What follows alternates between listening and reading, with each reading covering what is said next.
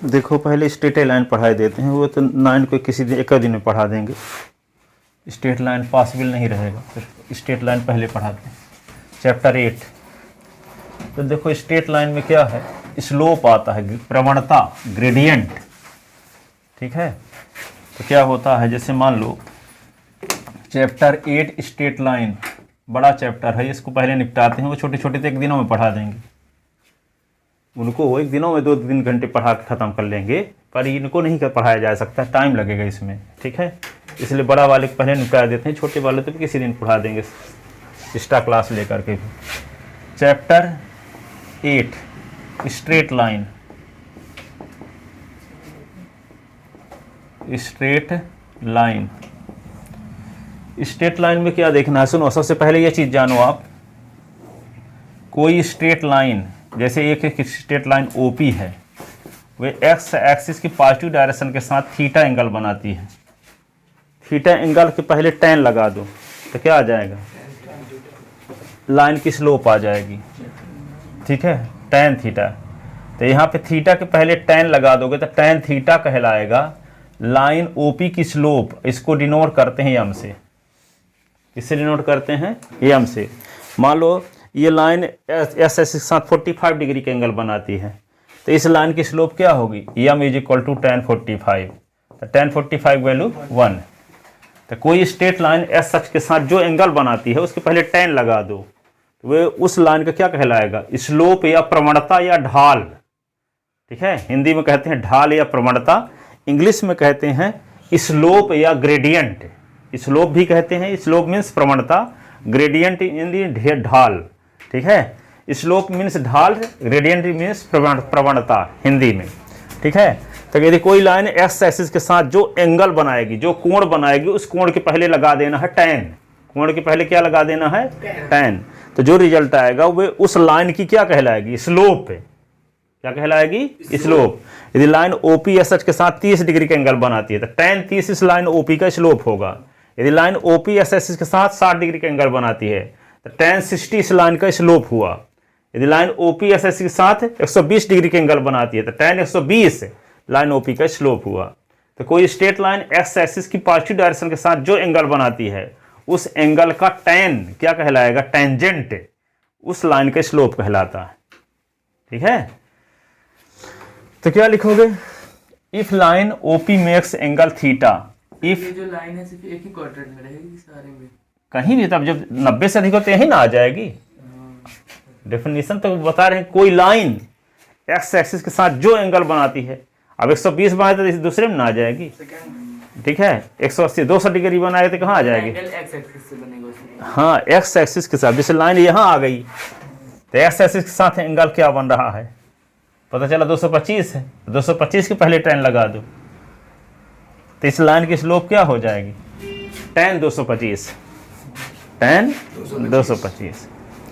ठीक है, तो if line OP makes angle, if यदि इफ लाइन ओपी, स्लोप लिख दो, slope of a line, slope of a line heading, if line OP makes angle, OP makes angle theta with positive direction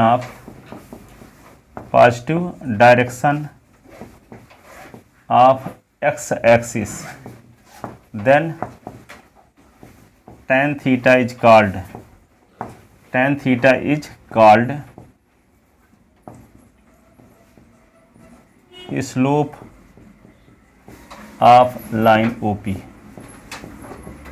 It is denoted by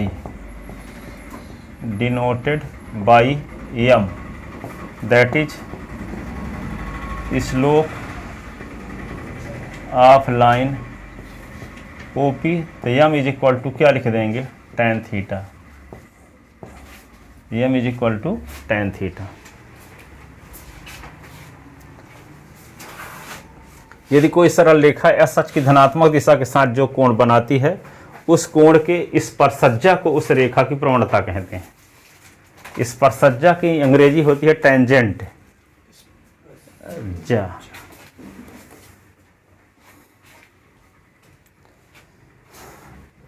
AM is equal to tan theta. If line OP makes sir दूसरा point 30 degree with positive direction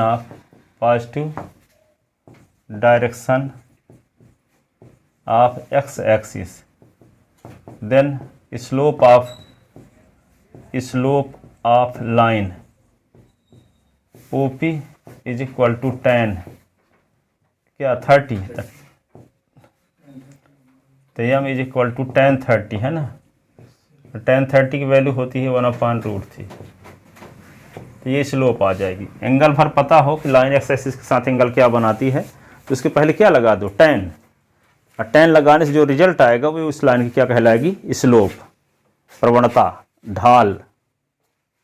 ठीक है। अब देखो यदि जब कोई angle दिया है तो निकाल लेते हैं स्लोप। अब 2 पॉइंट दिए हो तो स्लोप कैसे निकालोगे, दोनों को मिलाने वाली लाइन का।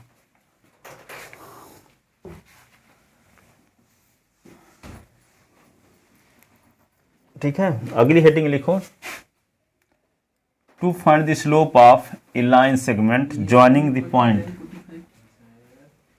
क्या बोले, ये बोले कि लाइन OP 45 डिग्री के एंगल बना था, उसका स्लोप m बराबर tan 45 हो जाएगा। वो समझाए थे पहले। 30 डिग्री बनाती है तो tan 23 कहलाएगा, 60 डिग्री तो tan 60 कहलाएगा स्लोप। जो एंगल बनाती है उसी एंगल के पहले tan लगा दोगे तो उस लाइन की क्या आ जाएगी, स्लोप। ठीक है। अब लिखो slope, to find the slope, to find the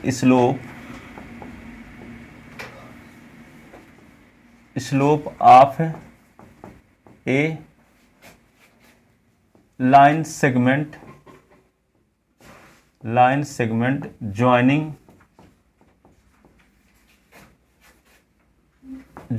the point x1/1 and x2/2। 2 point को मिलाने वाली लाइन का स्लोप कैसे निकालेंगे। इसका मतलब क्या हुआ, ये क्या है, एक्स एक्सिस है, ये वाई एक्सिस है। 2 पॉइंट ले लेते हैं, ए और बी। ये है ए और ये है बी। ए का कोऑर्डिनेट x1/1, बी का कोऑर्डिनेट x2/2। यहाँ से एक परपेंडिकुलर खींच दो, यहाँ से भी परपेंडिकुलर खींच दो, ऐसे। AM ये होगा BN और ये AR। दिया 2 पॉइंट है केवल A और B। E का कोऑर्डिनेट x1/1 है, B का कोऑर्डिनेट x2/2 है। तो A और B को मिलाने वाले लाइन के स्लोप हम निकालना चाहते हैं। ठीक है। इसके लिए फार्मूला प्रूव कर रहे हैं ना, 2 लाइन को मिलाने वाली लाइन सेगमेंट का स्लोप कैसे निकालेंगे। तो देखो लिखते हैं, गिवन, एकदम ये फिजिक्स जैसे चैप्टर है पूरा, जैसे व्यंजक प्रूव करते हो, सब फार्मूले प्रूव करेंगे फिर क्वेश्चन बताएंगे, है ना। एकदम फिजिक्स जैसे है पूरा। ठीक है। तो गिवन 2 पॉइंट, सब थ्योरम जैसे प्रूव करो पहले चीज, सब चीज, उसके बाद क्वेश्चन लगाओ। तो गिवन 2 पॉइंट्स, एक है A जिसका कोऑर्डिनेट है x1/1 और दूसरा B जिसका कोऑर्डिनेट x2/2। तो to find the slope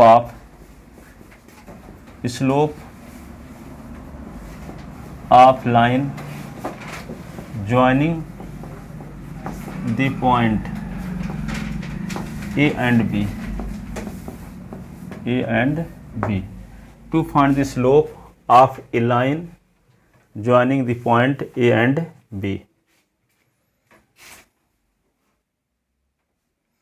of a line joining the point A and B। ठीक है।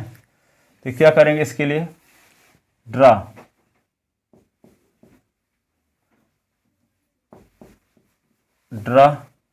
AM perpendicular on OX, BN perpendicular on OX, AR perpendicular to B N.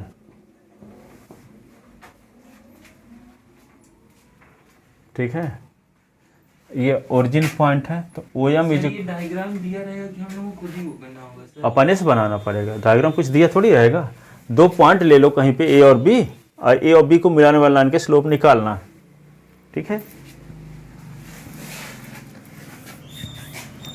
अब देखो, क्योंकि अभी तक फार्मूला क्या करते, फार्मूला होता है जानते थे, अब फार्मूला आता कहाँ से है? क्योंकि अभी तक क्या पढ़ते थे, सिंपल मैथमेटिक्स, जो आर्ट लिए हैं वो भी मैथ पढ़ते थे 10वीं तक, कि नहीं? तो फार्मूला से काम चल जाता था। अब यहाँ पे जो फार्मूला, मैथ को एक्स्ट्रा जानकारी रखना चाहते हैं मैथ के बारे में, तो वे क्या है, हार्डर मैथमेटिक्स, स्पेशल में एडवांस मैथमेटिक्स पढ़ते हैं 11 से।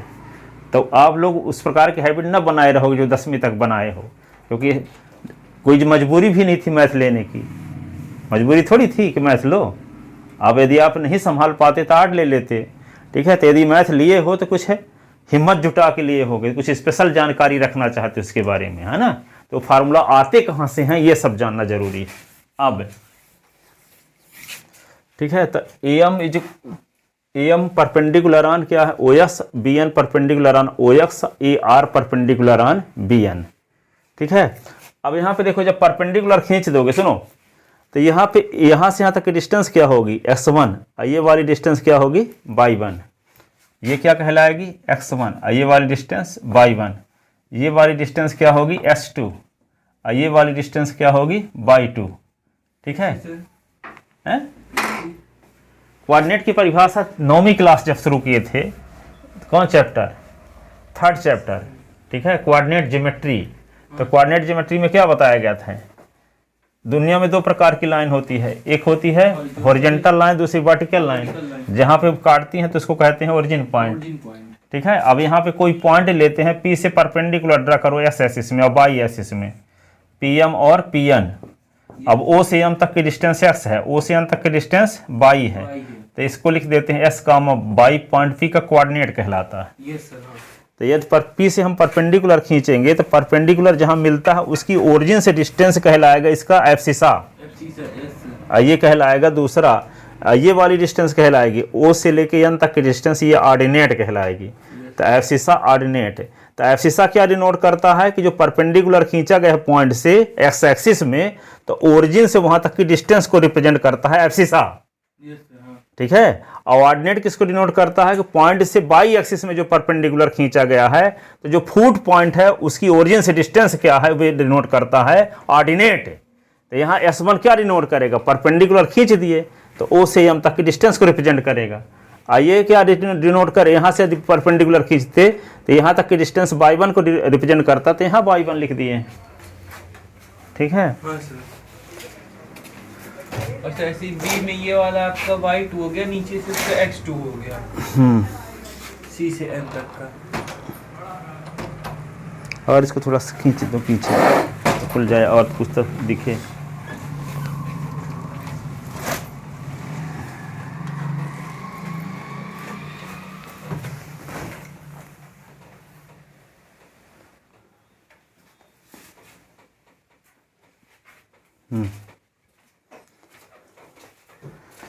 तो क्या किया जाए, देखो ये यहाँ से यहाँ तक का डिस्टेंस x1 हो गया, ये y1 हो गया, ये डिस्टेंस s2 हो गया, ये डिस्टेंस y2 हो गया।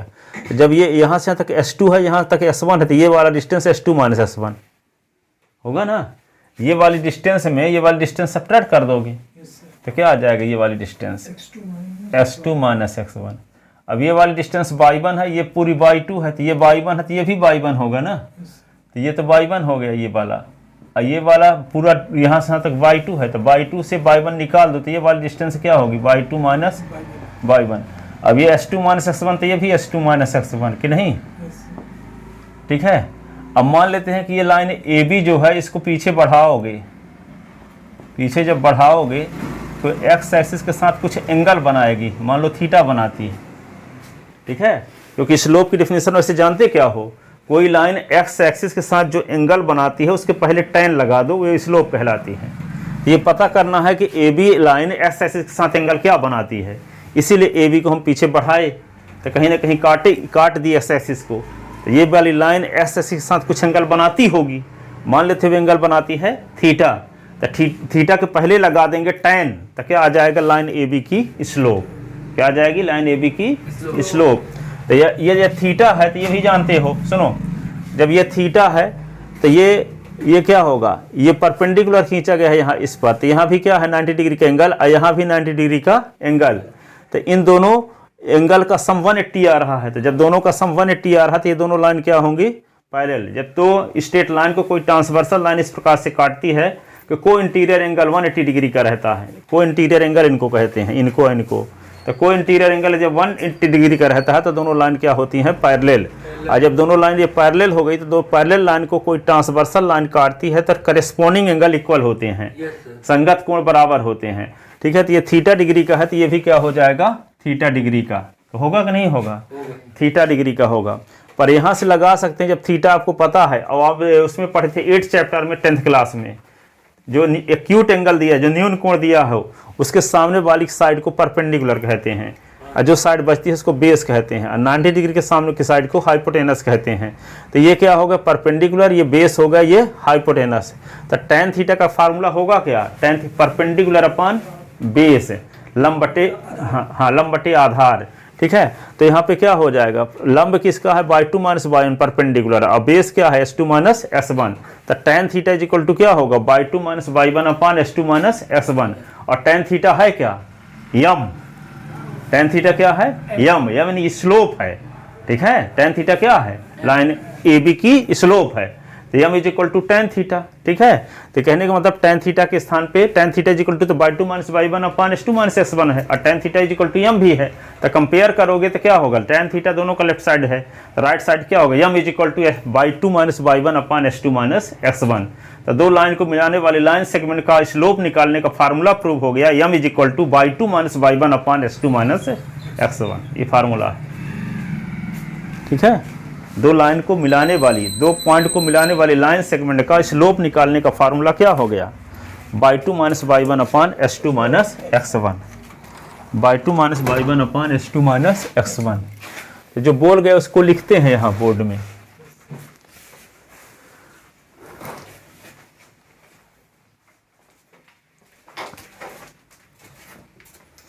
तो देखो, जब perpendicular clearly OM is equal to x1, ON is equal to x2, तो MN is equal to ON minus OM, तो MN इज इक्वल टू क्या होगा, S2 माइनस x1। और MN किसके बराबर है, AR के बराबर। ठीक है, इसी प्रकार क्या हुआ, AM is equal to y1 is equal to RN। अब ये क्या होगा, BN इज इक्वल टू क्या होगा, BN is equal to y2, तो RN इज इक्वल टू क्या होगा, BN माइनस RN। BN क्या है, y2, RN क्या है, y1, तो RN आ गया ये। ठीक है, अब क्या लिखोगे, in right triangle ARB, in right triangle में समकोण त्रिभुज, राइट ट्रायंगल समकोण त्रिभुज AR, in right triangle ARB, तो tan theta is equal to क्या होगा, tan theta is equal to होगा परपेंडिकुलर अपॉन बेस। तो परपेंडिकुलर क्या है, BR, और बेस क्या है, AR। AR किसके बराबर है, AR किसके बराबर है, S2 माइनस x1 के। अब BR किसके इक्वल है, y2 minus y1।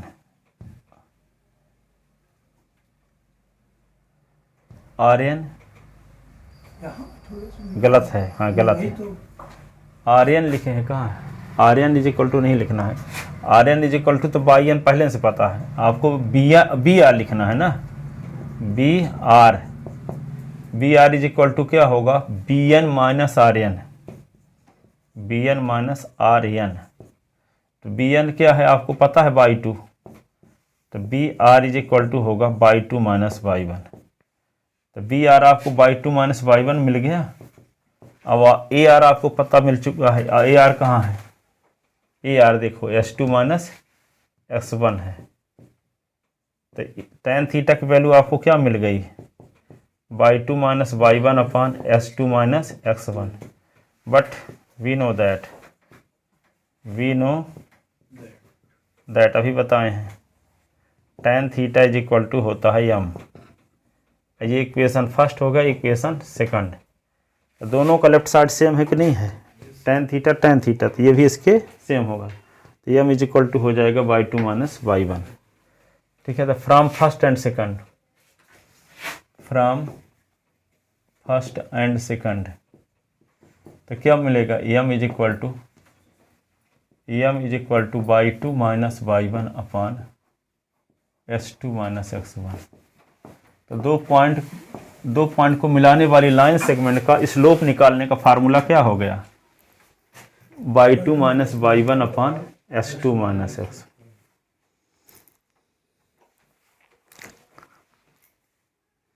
y2 minus y1 upon s2 minus x1।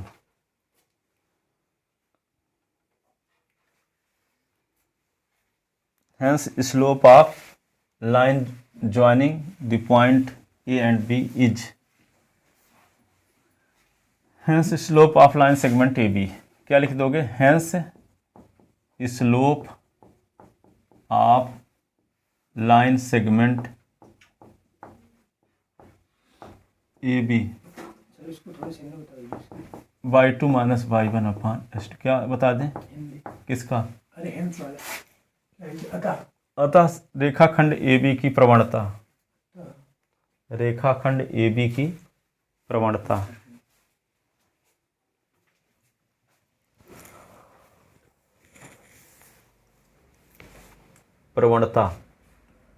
प्रवणता कहो चाहे ढाल कहो, झुकाव है ना। तो फेमस शब्द प्रवणता और ढाल है।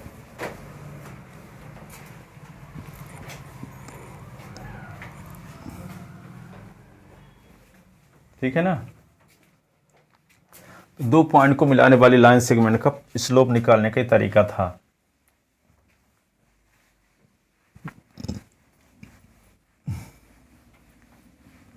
लिख लिया था ना।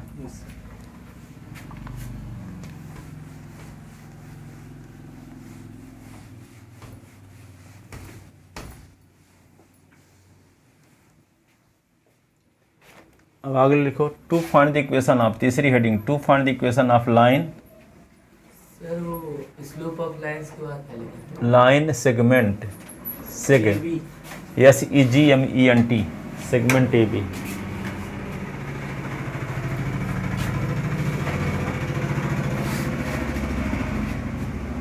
अगली हेडिंग है to find the equation of straight line. To find the equation of straight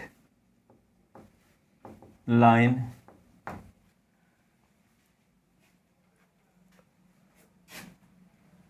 in term of slope intercept form, slope intercept form, slope intercept form to find the equation of straight line in term of slope intercept form,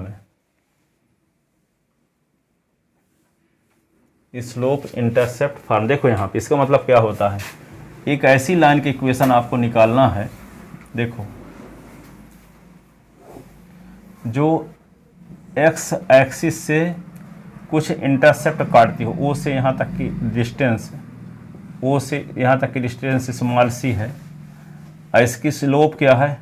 theta angle बनाती है, तो इसकी slope M है। तो इस line की equation निकालना है। तो इस लाइन की इक्वेशन निकालने से ये आना चाहिए y is equal to m x plus c. ये प्रूव करके दिखाओ। y is equal to m x plus c. इसको कहते हैं स्लोप और इसको कहते हैं इंटरसेप्ट। देखिए प्रवणता अंतःखंड रूप का समीकरण, प्रवणता अंतःखंड रूप का समीकरण। प्रवणता अंतःखंड रूप का समीकरण,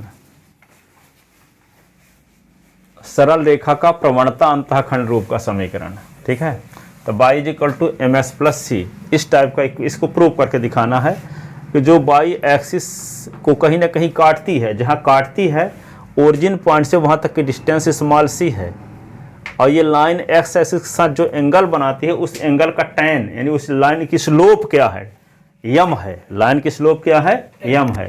तो इस लाइन के इक्वेशन आप निकालना चाहते हो। ठीक है, जिसका इक्वेशन निकालना चाहते हो उस पर कोई पॉइंट लेते हैं अपनी इच्छा से, P S Y arbitrary point. जैसे पैराबोला का इक्वेशन निकालते समय आर्बिटेरी पॉइंट लेते थे, पी एस वाई कि नहीं। तो यहाँ पी एस वाई कोई आर्बिटेरी पॉइंट लेते हैं। अब यहाँ से हम परपेंडिकुलर एक्स एक्सिस में खींच देते हैं P M.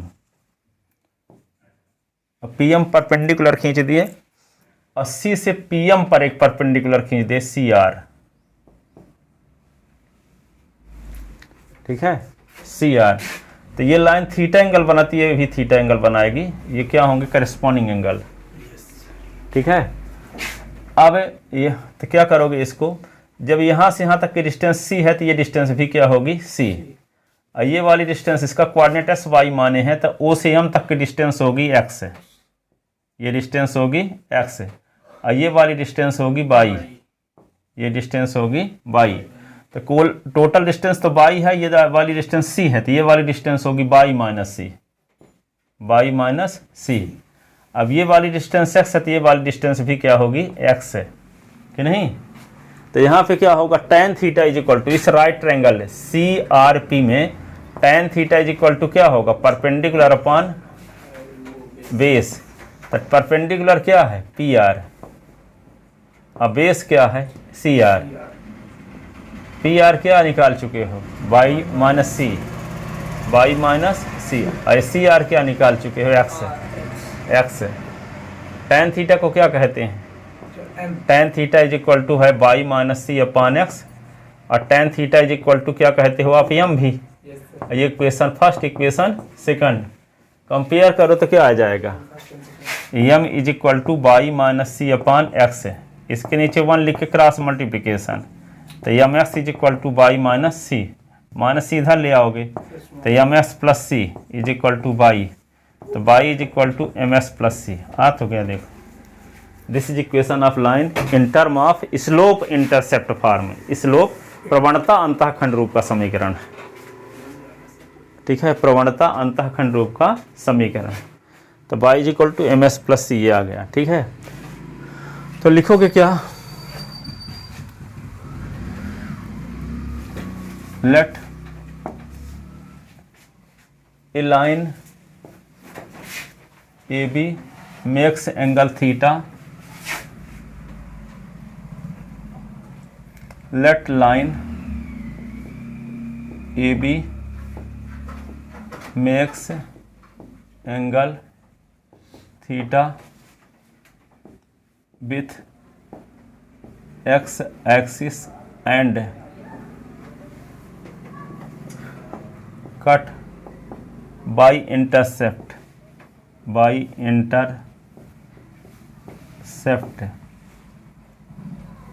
OC is equal to C।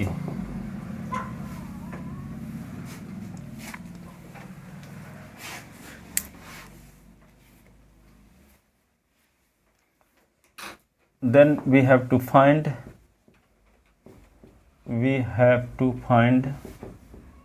the equation of line AB,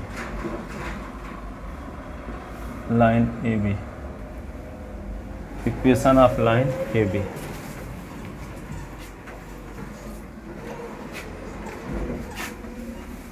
अब क्या करेंगे, लेट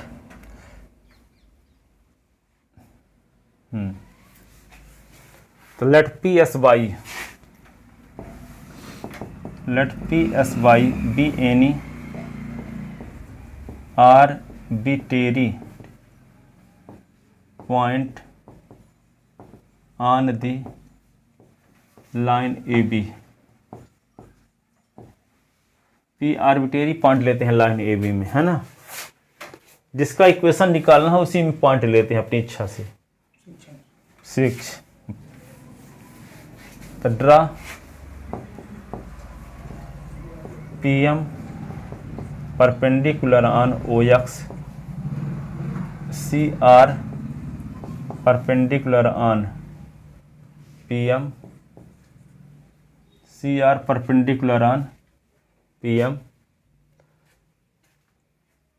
ठीक है, तो clearly OM is equal to X, PM is equal to Y। OM is equal to X तो यहाँ वही CR भी होगा कि नहीं, और PM is equal to Y। OC is equal to C is equal to RM। तो क्या होगा, PR is equal to PM minus RM। PR is equal to PM कितना है, Y माइनस C।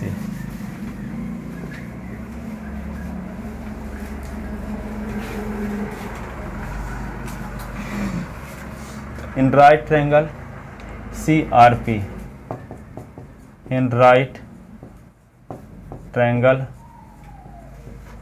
CRP,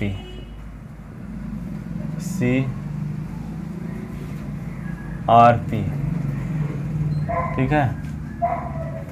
तो क्या होगा, tan theta is equal to perpendicular PR upon CR। tan theta तो perpendicular PR क्या है, Y माइनस C, और CR क्या है, X।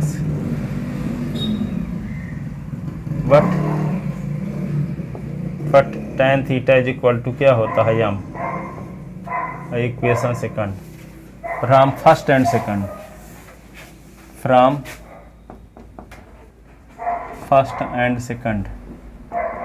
First and second we get क्या हो जाएगा, दोनों का लेफ्ट साइड सेम है कि नहीं है, तो राइट हैंड साइड भी क्या होगा, सेम। तो क्या हो जाएगा, Y minus C upon X is equal to M। तो क्या हो जाएगा, Y minus C is equal to MX। तो Y इज इक्वल टू क्या होगा, MX plus C। This is equation of straight line in term of slope intercept form. This is equation of straight line, this is equation of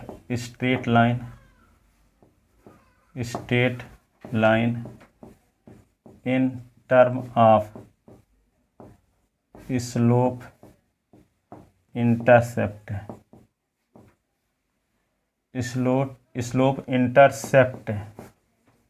form. अभी line origin point से pass होती है, तो यहाँ से देखो, ये लाइन जब ओरिजिन पॉइंट से पास होगी तो C कम होते होते 0 हो जाएगा, क्योंकि लाइन यहाँ से जाने लगी ना, तो O से C तक की डिस्टेंस 0 ना हो जाएगी। जब लाइन, ये वाली लाइन ओरिजिन पॉइंट से पास हो जाएगी तो O से C तक की डिस्टेंस 0 हो जाएगी। तो लाइन का इक्वेशन क्या होगा, Y is equal to MX, C के स्थान पे 0। If line AB passes through, if line AB passes through origin, then OC is equal to C is equal to 0. Then equation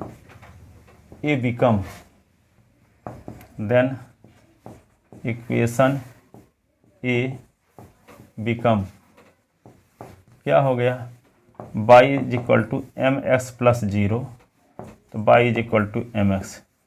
this is equation of line passes through the origin. Math column में कई साल आया है। Intercept Y intercept form, slope intercept form का equation Y is equal to MS plus C, और origin point से pass होने वाली लाइन का equation Y is equal to MX। उसमें कांस्टेंट टर्म नहीं रहता, S वाला टर्म रहेगा, Y वाला रहेगा, लेकिन कांस्टेंट टर्म नहीं रहेगा। This is equation of line, this is equation of line passes through passes through the origin, origin point से पास होने वाली लाइन की इक्वेशन है ये। मूल बिंदु से होकर जाने वाली सरल रेखा का समीकरण है। यह मूल बिंदु से होकर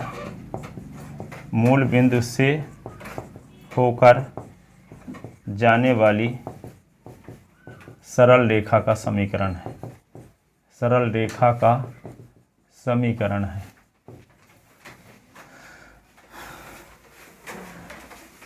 यह प्रवणता अंतःखंड रूप का समीकरण, ठीक है।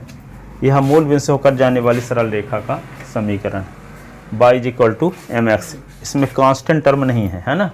जैसे y = x तो मूल बिंदु से होकर जाएगी, y = 3x तो मूल बिंदु से होकर जाएगी, y = 7x तो मूल बिंदु से होकर जाएगी। पर y = 7x + 2 आ गए तो मूल बिंदु से नहीं जाएगी।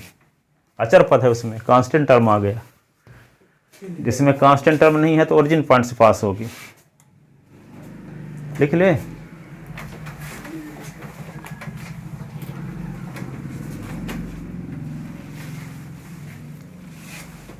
लिखे।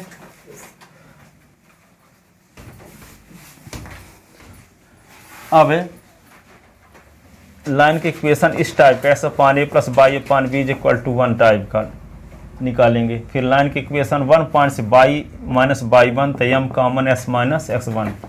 1 पॉइंट से पास होने वाली लाइन की इक्वेशन। 2 पॉइंट से पास होने वाली लाइन के y - y1 y2 - y1 अपान x2 - x1, ठीक है। x - x1 ये 2 पॉइंट से पास होने वाली लाइन की इक्वेशन है। दो लाइन के बीच के एंगल निकालने का फार्मूला tan θ = m2 - m1 अपान 1 + m1 × m2। दो लाइन के पैरेलल होने की कंडीशन m1 = m2 प्रूव करेंगे। परपेंडिकुलर होने की कंडीशन m1 × m2 = -1 दिखाएंगे। किसी लाइन के पैरेलल लाइन की इक्वेशन कैसे निकालेंगे, किसी लाइन पर परपेंडिकुलर लाइन की इक्वेशन कैसे निकालेंगे, दो लाइन के बीच का एंगल कैसे निकालेंगे, ये सब कल बताएंगे, ठीक है। गैप ना करना, नहीं समझ में कुछ नहीं आएगा, ठीक है। जा हो गया।